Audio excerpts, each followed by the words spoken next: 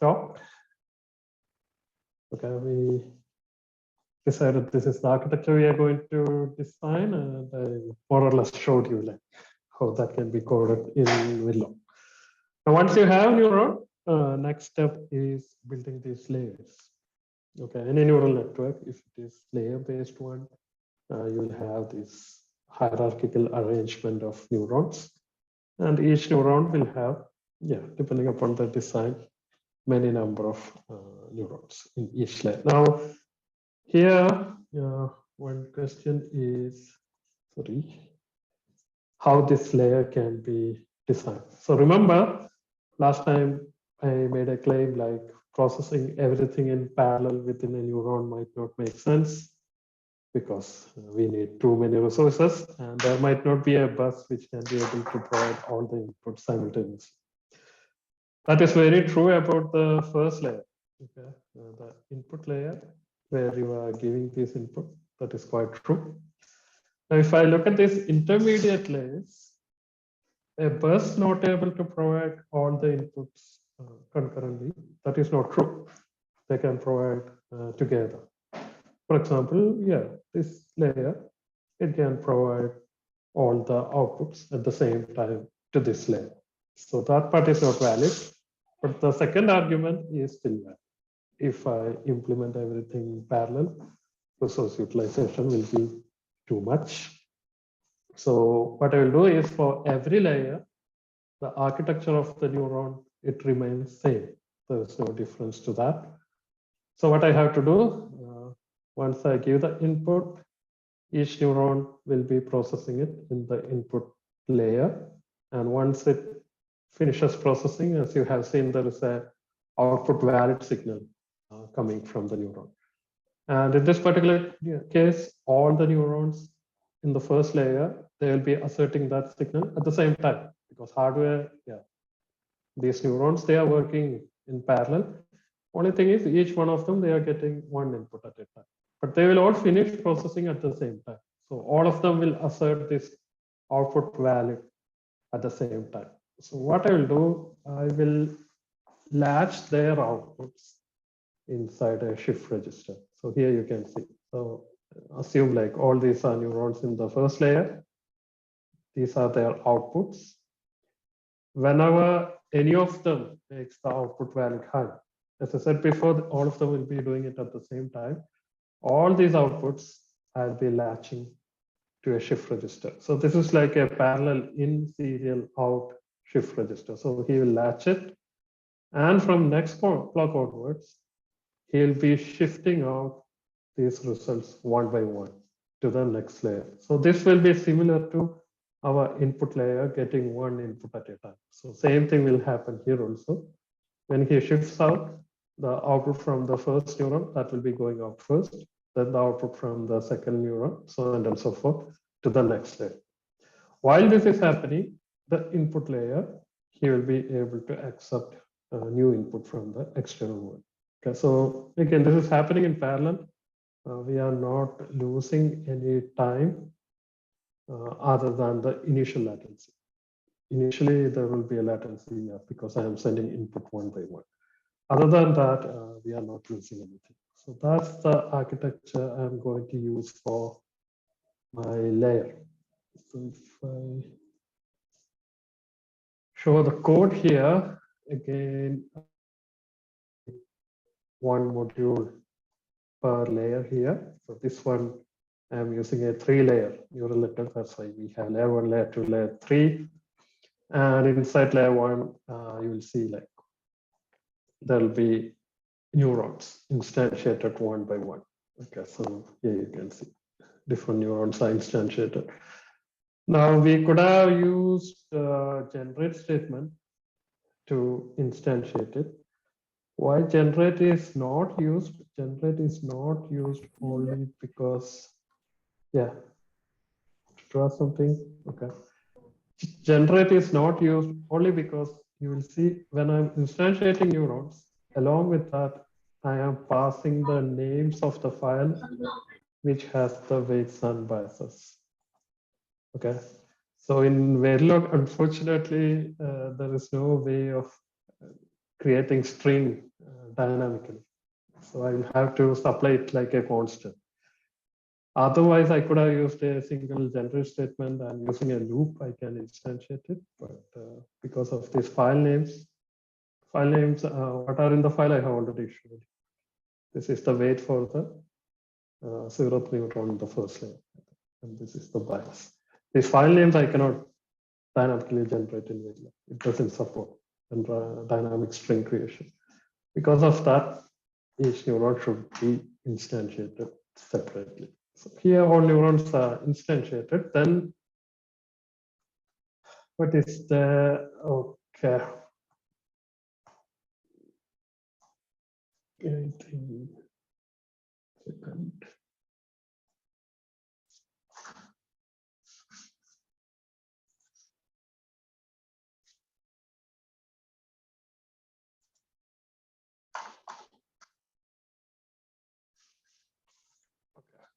That is what is inside the layer. Then inside the top file, the name we will come later. I'm just calling it like Zynet, but yeah, it doesn't matter. So in the top file, you can see those layer modules are again instantiated. Okay, so inside each layer, depending upon number of neurons, those many are instantiated. Then layers are instantiated in the top one. So I have layer 1 here, then layer 2 here, then layer 3 here. Because it is a 3-layer, then there will, let's say, output layer also. That will come later. And basically, this is the shift register, which is working based on a state machine. So here you can see like his out value here. This out value. So layer 1 out value. Go back here. X out O value. So you'll see like output from all the neurons, they are concatenated together, and that is what is coming as this O value. So what I'm doing is I will take that O value, and I am looking for only 1 bit from that O value. That's because, as I said before, all the neurons will be finishing processing together. So if one of the bits is high, means all the bits are high. That's it. What I'm doing is the output. This is again the concatenated output from all the neurons in that particular layer. That is stored here. This is that parallel in serial out shift register. So when valid comes, I latched it. Then using the state machine, I am setting it out 1 by 1. So this out data is basically the lowermost data width data. That means that is the output of the current neuron whose output I am shifting out. So after shifting out, here you will see like I'm shifting the entire shift register towards right by data.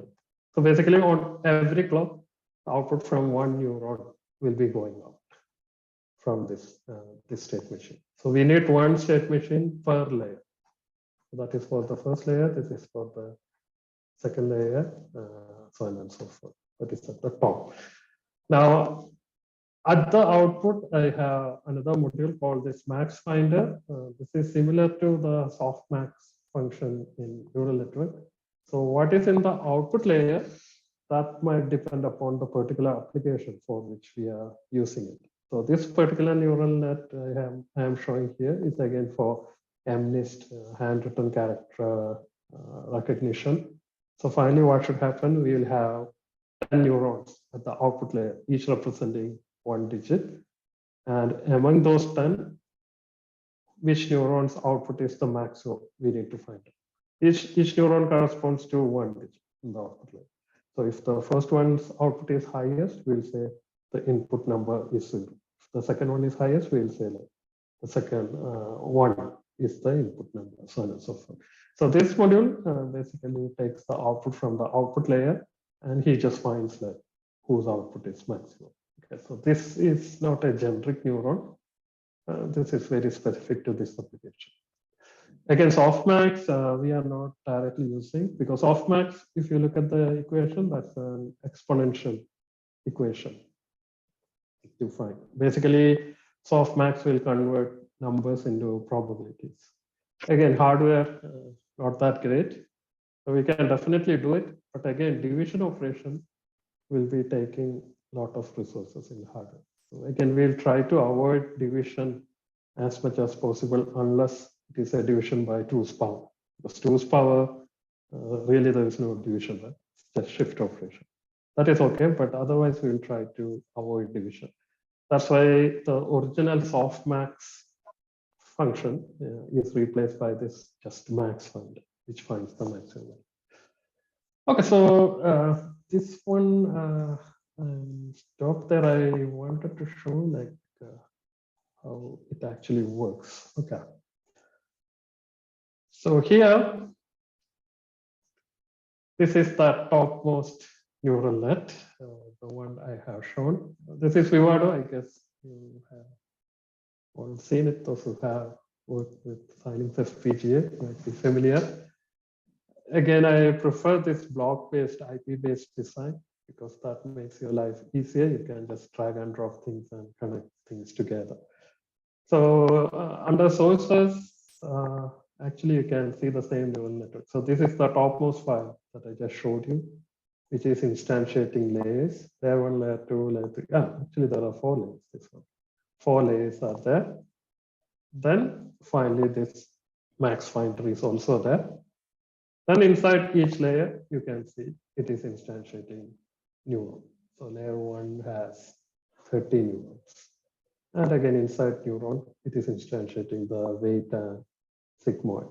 We are not using ReLU, that's why it is not highlighted here. So this is basically the architecture. Now, in addition to these layers, I also have a module, this IIITD wrapper.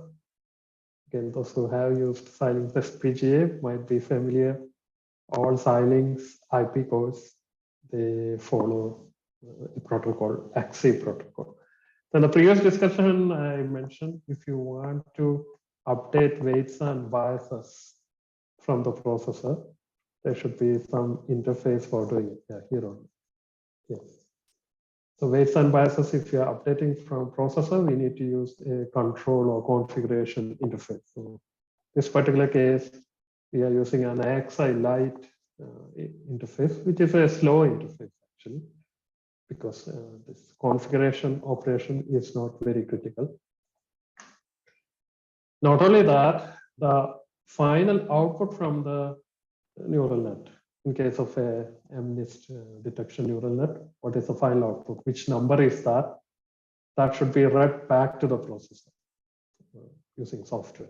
For that also, there should be some interface between the processor and the neural net.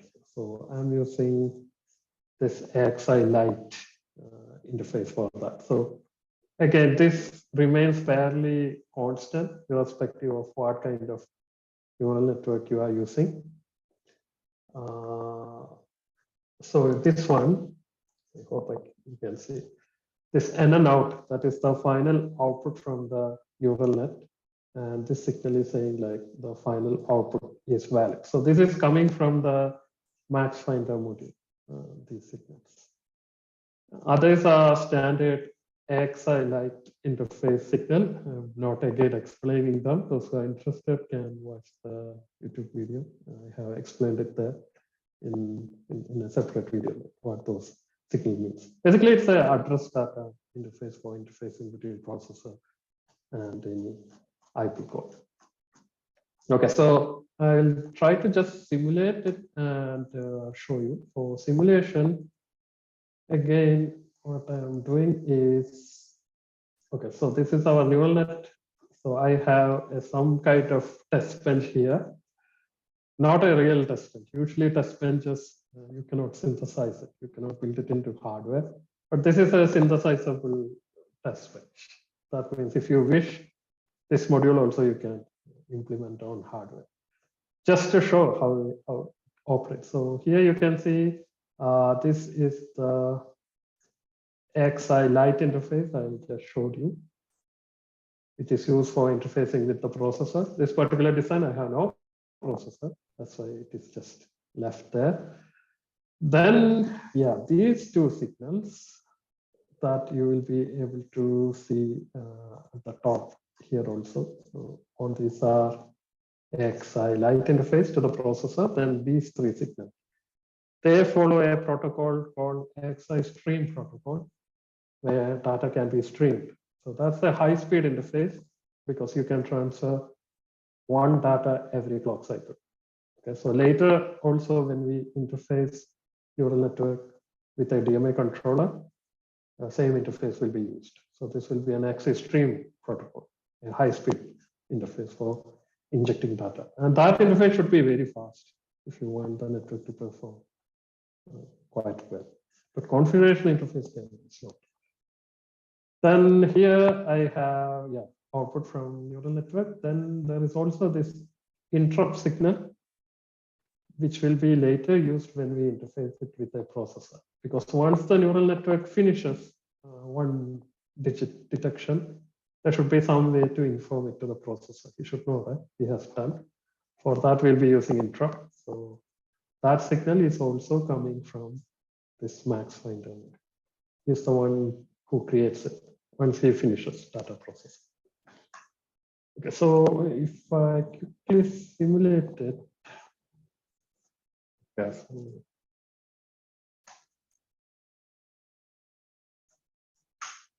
Just to get you an idea how it works. So, okay, so this is the clock signal here also. That's the only signal I need to give from external world. Clock reset I have permanently grounded. So if you don't give reset, this side will work. That's how it is coded. If you wish, you can give an active low reset also. This is the interrupt which will go to the processor. This is the final output from the neural net. Now, just to see what is happening inside one neuron, let me add one neuron also here.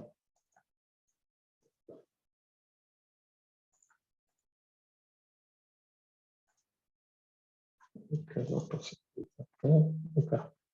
Let me add one neuron. So from here, what I'll do, this is my top. This is my first layer. This is the 0th neuron inside first layer. Maybe I'll just add that. Okay, here I can see. Now, if I look at the so-called synthesizable test bench code, this is the code. So basically, he injects data corresponding to different handwritten digit that is again obtained from the MNIST data set and converted into fixed point representation. Okay, so here for testing purpose, I know this number, it will be a 28 by 28 image, as I mentioned before, 748 pixel values. So these 748, they represent number 5. These 748, they represent number 9. Okay, so we need to cross verify whether our neural net is detecting it properly or not. Okay, this is before putting this entire thing into an actual hardware and testing it there. We just need to simulate. And I'm using pre-trained model, as I showed before. Weights and biases also I got from software. And I have already initialized my weight memory and bias register, everything with those values. So everything is ready. I just have to run it. So we only supply this clock. Okay, so frequency doesn't matter. We are running a behavioral model. So, okay. Let's run for some time. Okay, so here you will see like this is the topmost signal. So after some time, this interrupt signal got asserted. That means he has processed first data. First data means this first 748 values he has processed. That is what he is saying here. And the output at that time is 5. That is the output from the max finder module. And it is actually matching with whatever is given here. Now, if we continue to run, after some time, he will again assert it. And at that time, the output is 9, which is actually correct. That is corresponding to the second data. So if you see inside the neuron, what is happening, here you can see, here is the input going to the neuron. Here is the input value going to the neuron. And these values, if you check the first values, that will be corresponding to the values that I have stored here. That's why a lot of zeros are there at the beginning. Yeah, somewhere here we have 32, 32, 127, like that. The same value will be going here. 32, 32, 127, like that. So as I mentioned before, I am giving only one value at a time instead of giving this whole 748 at the same time. So that neuron, he got 748 here somewhere.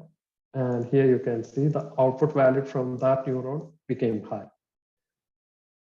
Okay, then his output might have gone to the next layer, then next layer, and the output from the final layer is coming only here, which is the output of the network.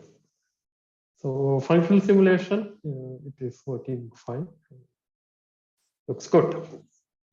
Okay, now the main issue here is, okay, if you sit and code for this one, it is going to take a lot of time to implement this. Which one? The Verilog code. Now that is another reason why hardware-based neural networks are not very common compared to software-based implementation. So this slide, you can see the same neural net. If you are implementing it using TensorFlow in software, how it will look like. Maybe you are familiar, some of you, otherwise I will quickly tell you what it means.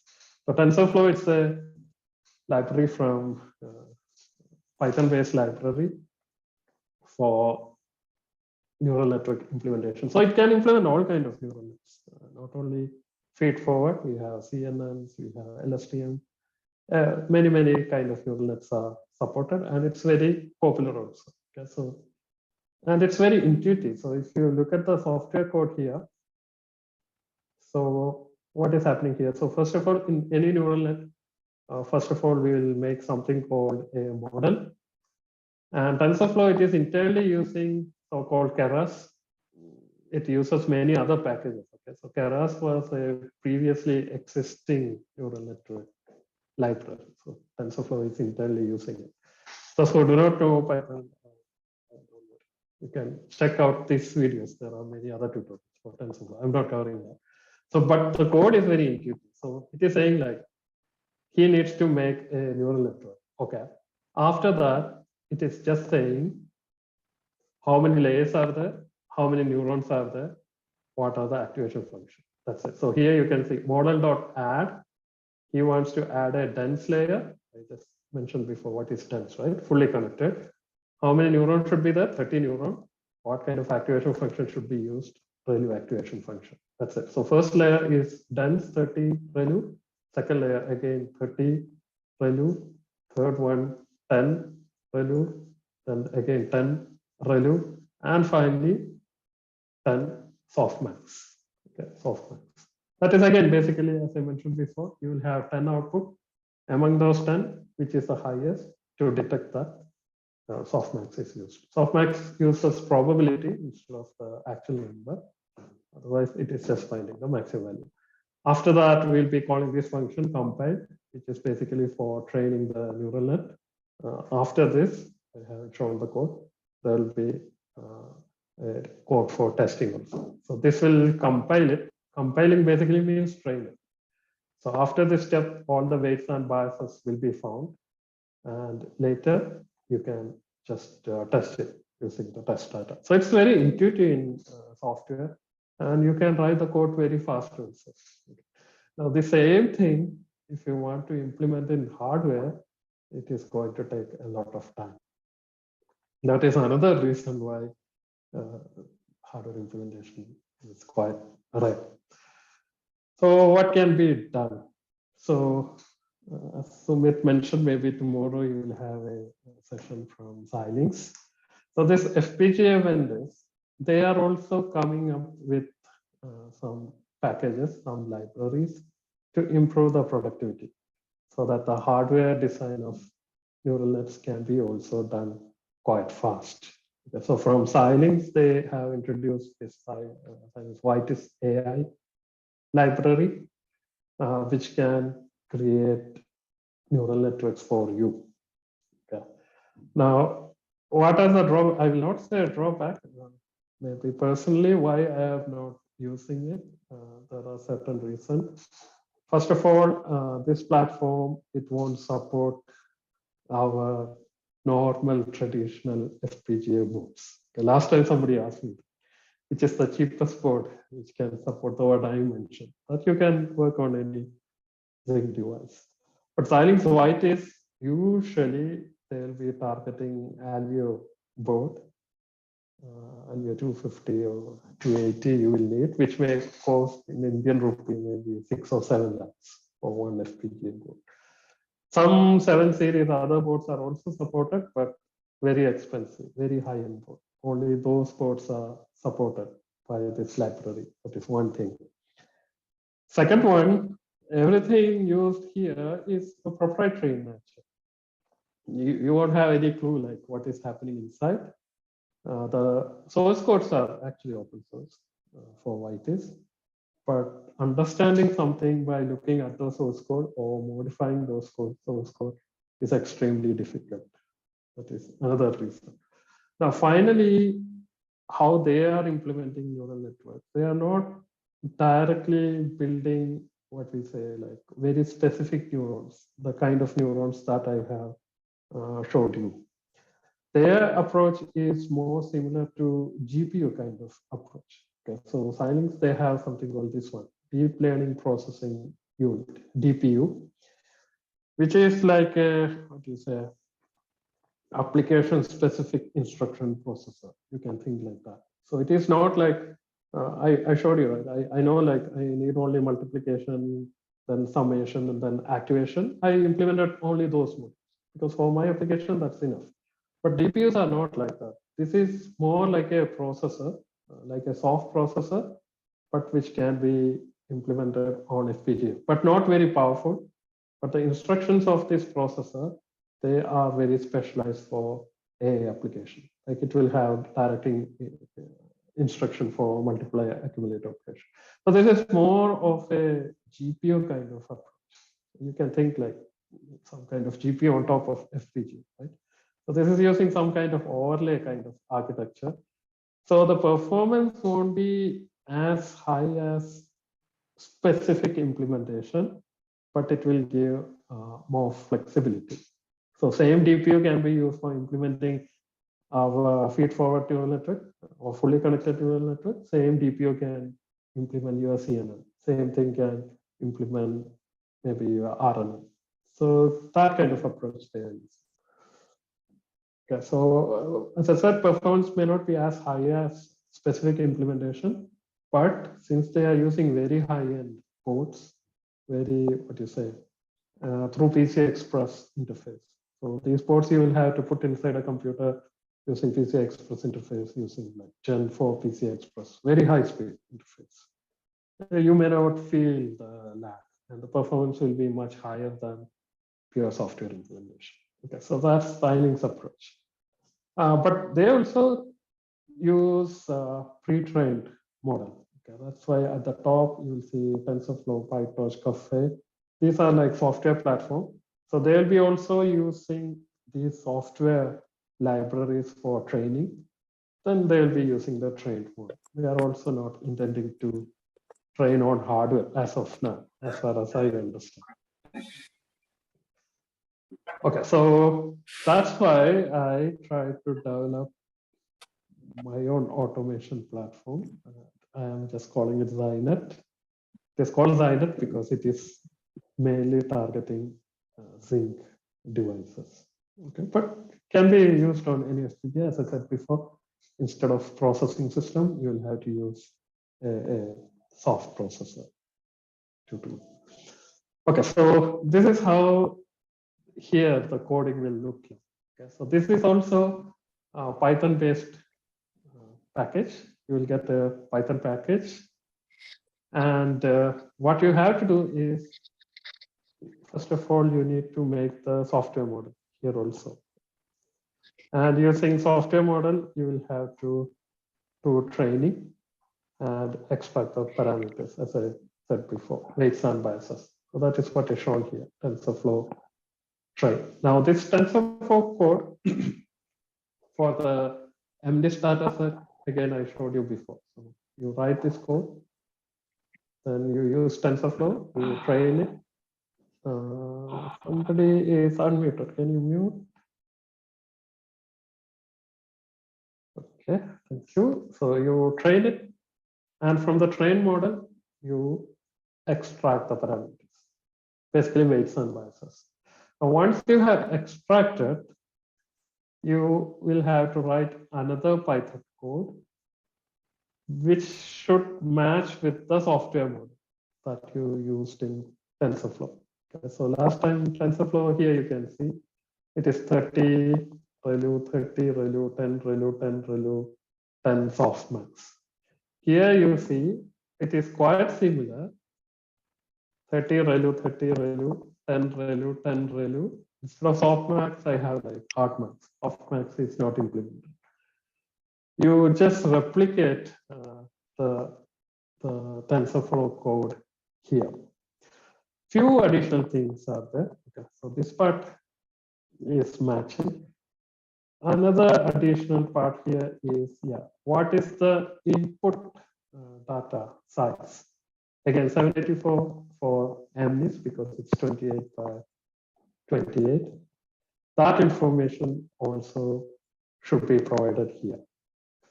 In case of TensorFlow, you do not explicitly provide it. You just write you want a flat layer. What is the size? He will automatically detect it from the training data. But here that you need to explicitly specify what is the size of, or we say like the feature size of input. It's not like 784 bit or something. The feature size is 784. I have 784 pixels here. That you need to specifically tell. Then, since it is hardware, the additional things that I mentioned before. What should be the data width that you should explicitly specify? And out of the data width, how many bits should be used for integer part? How many bits for fractional part? Since we are using fixed point representation, that you need to specify. And that should be specified separately for the weight part and separately for the input part. Okay, so here I'm saying I'm using 16-bit data width. 4 bits are used for integer part for weight. That means 12 bits are used for fractional part. For input, I'm using 1 bit for integer part and 15 bits for fractional part because I know my input is normalized. So it is not going to be more than 1. So I don't need more than 1 bit for representing the integer part. So I'm trying to increase the accuracy by increasing the fraction part. So once you do this much, what it will do is it will generate that entire Verilog code for you automatically. And you can just go ahead and implement. Okay, so we quickly show you. So I am trying to implement the same design that I showed here for MNIST and written character recognition. The first thing that I did was software training that I'm not showing here. You can try, or I have it in the video, how to run the software part. You run the software model and you extract the weights and biases. So here I have the weights and biases. So usually from TensorFlow or any other platform, it will be just coming as tensors, just as multi-dimensional matrices. That's how the weights and biases you'll be getting. So I have all the weights and biases here stored like a matrix format. Okay. Again, the format, how it is stored, maybe you can watch the video. It will be like a Python list kind of thing. So the first list will have the weights for the first neuron in the first layer. The next list waits for the second neuron in the first layer, so on and so forth. That's how they store it in software. So we are going to directly reuse it. So I have weights here, same way if I search for biases, that is also there. So biases is also there. Okay. So this I got from the software. Next, you need to write this Python code, which I just showed you in the slide. It's the same one. So you will get this Python library called Designet. So you just import that one and you create the model here. So I'm trying to follow same syntax as TensorFlow, more or less, so that there is a match. So here I'm saying like I need a model. Input is 784, then 30 sigmoid. So this one you can either put sigmoid or ReLU, whatever you wish. So you add all of them. Then, yeah, you need to extract the weights from this weight array. Why that is needed? Because last time I showed you the weights and biases, he's storing them as this MIF file. If you have it, but sigmoid MIF I can show. So those fractional numbers, floating point number, we need to convert it into fixed point number, and for each neuron, it should be saved in a separate file, and only our hardware model will work. So that part is done by this code. Second, this one. Okay, so he will extract the weights for each neuron separately from the software model, not software model, from the array that you got from software. Okay? So this file is very important. This file somehow you should create from software. Same way bias also he extract from that.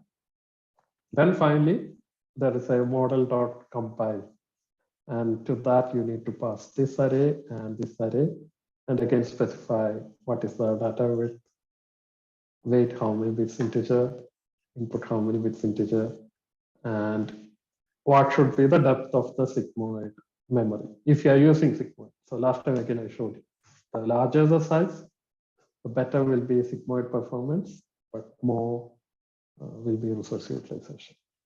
And you just run the Python script. So I will run it here and you can see what is going to happen. First of all, 1 second. So let me comment these 3 lines. This much is enough. It will generate the neural network for you.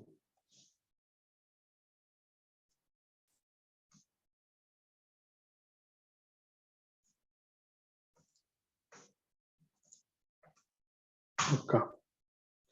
Okay, so when you write this code, it will do one more thing. I guess I mentioned last time. He will analyze this weight array and he will tell you how many minimum number of bits are required for representing the integer part of the weight. So he is basically finding what is the largest weight value. Based on that, he will recommend you need to use minimum 5 bits for representing the integer part of the weight. Okay.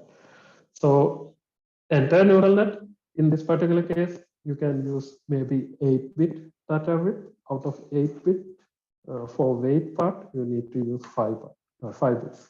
So based on that information only, when I ran it last time, I found it is 5. That is why here I am passing this parameter.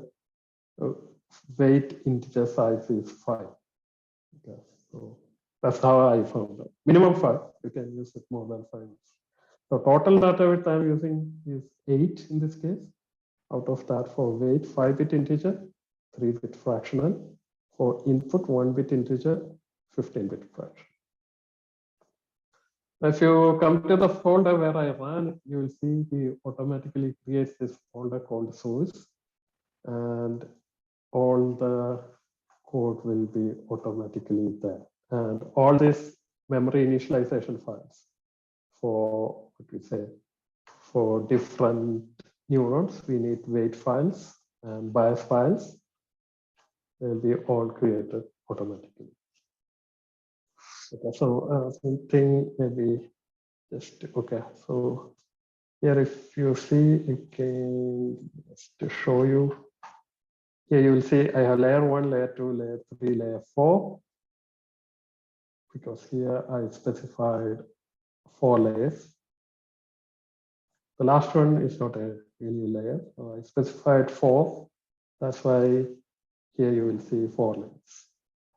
Okay, and same way, weights, if you see W1_0 to W1_29.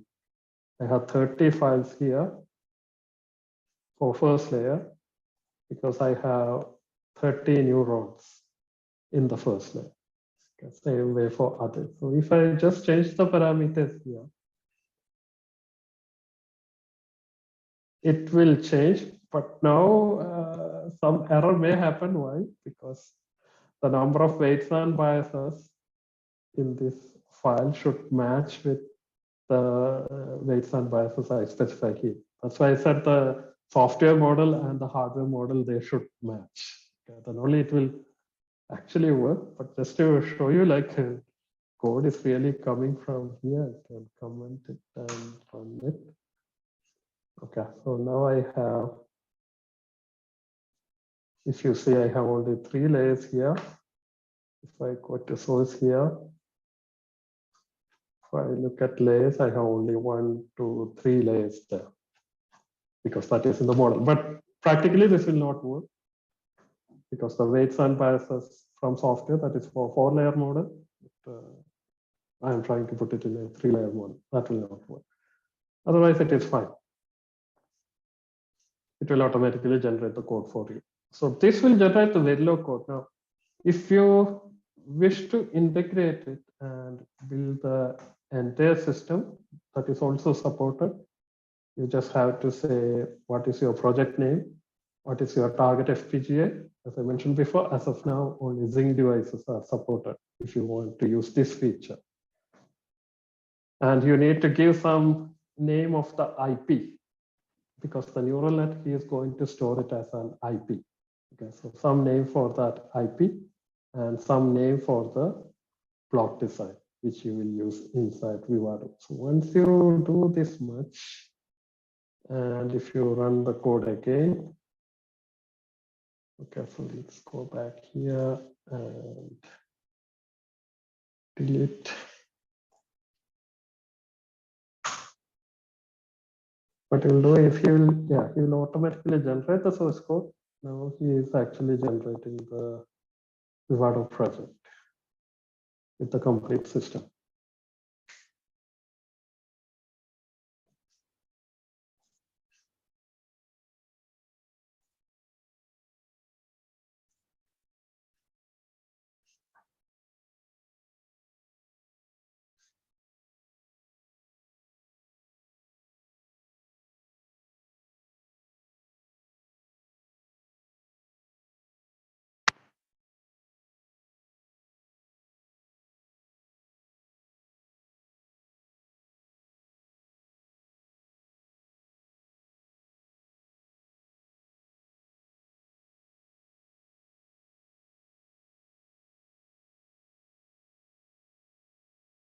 Give me 2 minutes.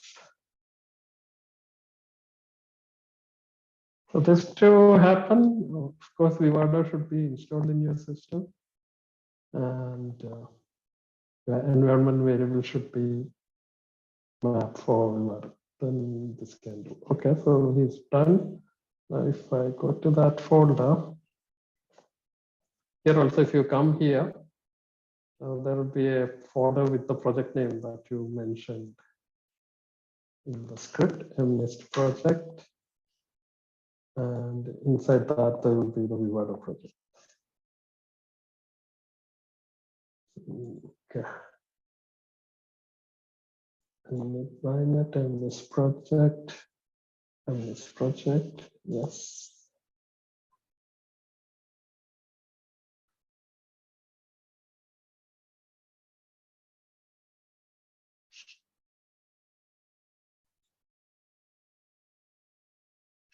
Okay, so he built the complete system. So this design is actually similar to this one.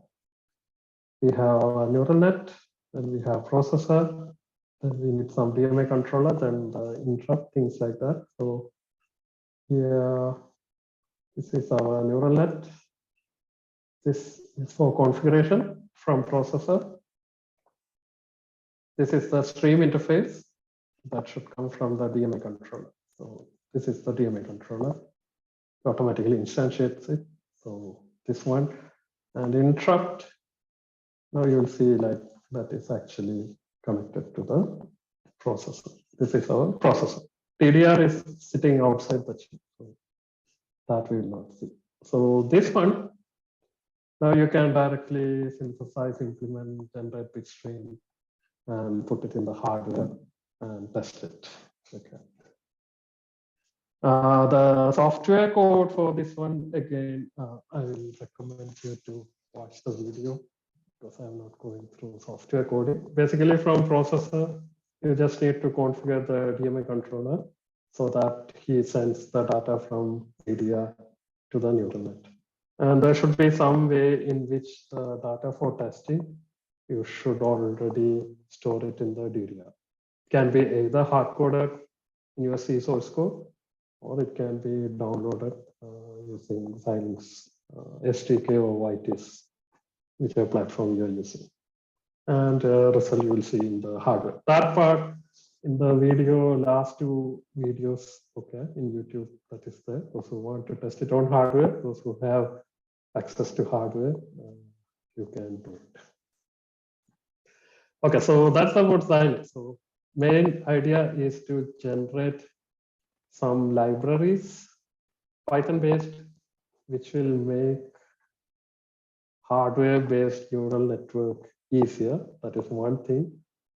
Another main motivation is it should also support low-end FPGA devices. You need not have access to very high-end, very expensive boards.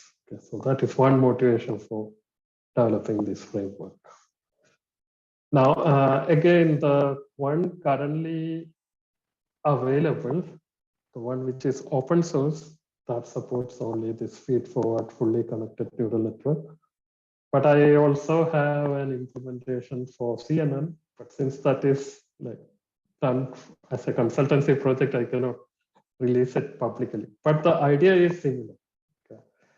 You build it, you write the code in TensorFlow for CNN, you train it, get the parameters, and same code, similar code you write for the signer, and the CNN should be implemented on FPGA. Now, maybe I will point out one research direction there, because one challenge that we will face when we go for the CNN implementation is the number of neurons that you can implement on FPGA. So as I mentioned, many optimizations are already done so that the neuron size is as small as possible. Still, when you go for CNN, you may need hundreds of neurons. And our low-end boards, they might not be able to implement these neurons because of limited resources. So that is one challenge that we face. In case of, okay, Xilinx, YTIS AI, how they will solve it is similar to what I'm also trying to do it. But here, that is completely transparent to user. How they do it, their software is doing it. The Xilinx runtime library that will manage all those things in the background. But let me tell you like how they are solving it, how I am also trying to solve it. That is using this technique called partial reconfiguration. And this is my favorite research topic. So in partial reconfiguration, what we do is instead of programming the complete FPGA, now I think they are calling it dynamic function exchange. They no longer call it partial reconfiguration, dynamic function exchange. Okay. Using that feature, what you can do is you can change only part of the FPGA. You don't have to reprogram the entire chip to modify the logic in that. So for example, here I have two parts of my chip, and I can change this region 1 when region 2 and the remaining circuit inside the FPGA is still functioning. Okay. And same way I can modify this region 2 when this remaining circuit as well as region 1, they are still operating. Normal reconfiguration, it doesn't happen like that. When you are reconfiguring, the FPGA doesn't work until you finish reconfiguration. So maybe we can exploit this feature to implement larger circuits. So what we can do is, even in this particular case, let me give the example of this one. Even if you cannot implement a large FCNN, what you can do is you can implement it layer by layer. Okay. So you will have a separate design for this layer 1, another design for layer 2, another design for layer 3. And when you program the FPGA, first of all, yeah, you will follow the partial reconfiguration design flow, and you will designate some part of the chip saying like this part is reconfigurable at runtime. Okay. And the layer, the code for the layer, that will be implemented in that part. The remaining part, the DMA controller, interrupt handling, interconnect, they will be all implemented in the remaining part of the FPGA, which will not be changed at runtime. That's what we call as the static region. Now, what we'll do at runtime, first of all, we'll do a DMA operation, and we will give the input to the layer 1. Okay, and the layer 1 will process it, and the output from the layer 1, as you have seen before, I am storing it in a shift register. So I will store it in a shift register. Now in the current design, immediately the output of that shift register is going to layer 2. But in this new flow, at one time, I will have only one layer inside the FPGA. So what I will do, after processing first layer, I will reprogram it. Only the part of the FPGA which is implementing this layer with layer 2. Then the output from the shift register, I will give to this layer. Then I will replace that layer with layer 3. I will feed it to that, so on and so forth. So if I follow this one, I'll be able to implement very large neural network. Okay, because at one time I am implementing only one layer in the chip. So this is one way of managing complexity. The advantage here is, as I mentioned before, using smaller chip, you can implement larger neural net. Challenges are, of course, there are many. The design flow is more complicated here if you want to use PR. Another one is, yeah, this intermediate reconfiguration. That is also going to take some time. So that may have some impact on the performance. But still, the performance will be much higher than software implementation, because the time for this reconfiguration will be a few microsecond to maybe millisecond order. So performance will be still better. Okay, so that is one research direction. This will be more interesting in CNN because we'll have a lot of so-called convolution layers there, which will be more complicated than the design I have shown here. So what I will do at one time, I will be implementing only one convolution layer, and the output from the convolution layer will be packed up, and I will reprogram it with the next convolution layer and feed the previous output there, so on and so forth. So using that, I can build larger convolution layer. Okay, so I guess I will stop here.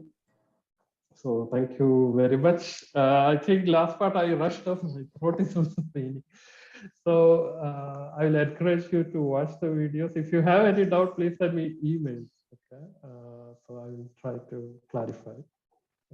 Yeah, Thanks, Vipin. I think, yeah, it was very nice session. Even there are a lot of new things you discussed, and especially this zinc net design, which makes if someone doesn't want to spend much time on the Verilog code writing, I think it is quite useful to speed up the things process, right? Every time writing the new code.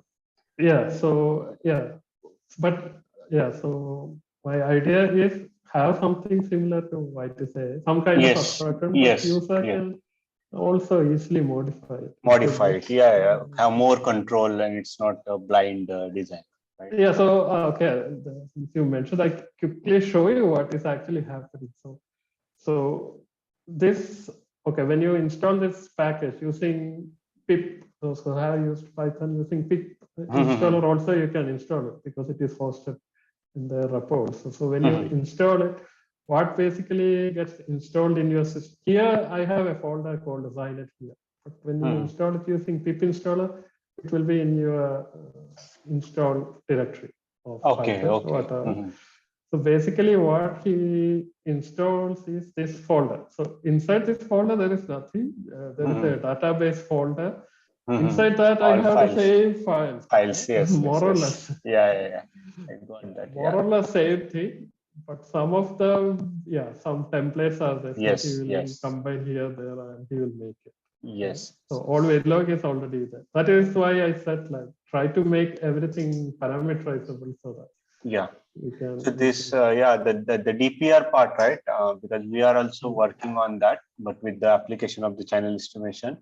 And so I'll discuss that with you soon. This is quite interesting. Yeah, these are then some script just to extract this one. Maybe you will find some useful. For example, so this is just for generating sigmoid, and he fills the sigmoid MIF file using that. This is basically to convert from decimal to fixed point binary representation because from software, so it's just take code and just combine them. So if you go through it, you will understand it, and if you wish, can modify it also. Sure. So any question? I think there is one question on the chat from Abhinav. Spiking neural network. Okay. Spiking neural net, I think, okay, I heard some implementation from IIIT Bombay. But personally, I don't have much experience with that because the control, spiking neural network, you are also adding the temporal information within input itself. That is one idea. So there you will have to control the spike duration, interspike duration, things like that. How easy it is to do, personally, I haven't tried. So unfortunately, I don't know. I mostly work on this feed forward fully connected CNN and LSTM, recurrent neural network. Yeah. Spiking, I haven't really tried. Spiking is still in research phase. How much useful it is yet to be seen. Okay. Because how to train spiking neural networks is still a big issue. We do not have this gradient descent algorithm there.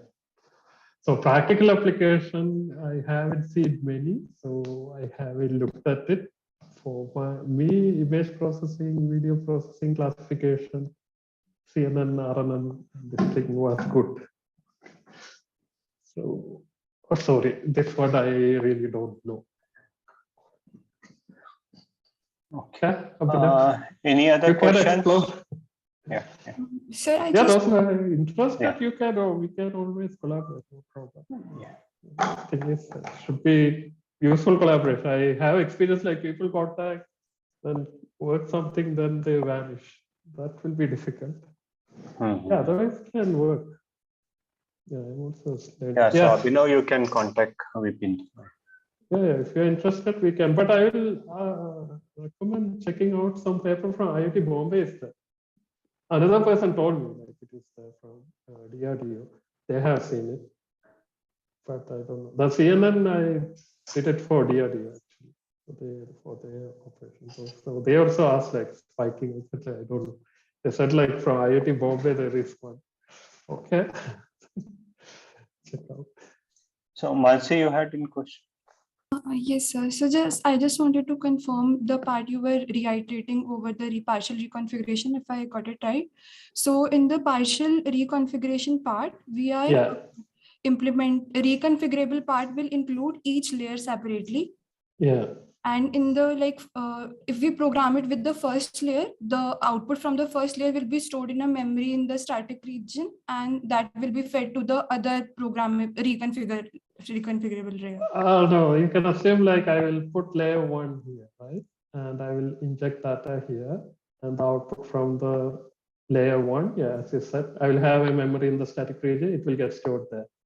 Then I will remove my layer 1 and reprogram it with layer 2. Okay. Yes. Then from that memory, it will be fed. Okay, and his output will be again stored in the memory. Then I will remove that, then put the third layer, repeat. Okay. Yes, sir. So you can think like in the first flow, data is going from left to right, next round right to left, then again left to right, right to left, like that kind of thing, if you want to visualize that way. But basically this is the idea. Not only internal memory, intermediate result can be stored in DDR also.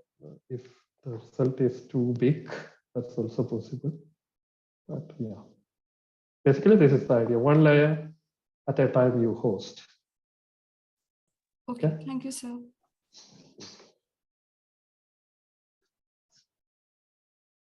Okay, if nothing else, thank you. Okay, thanks Vipin, again, thanks a lot. So just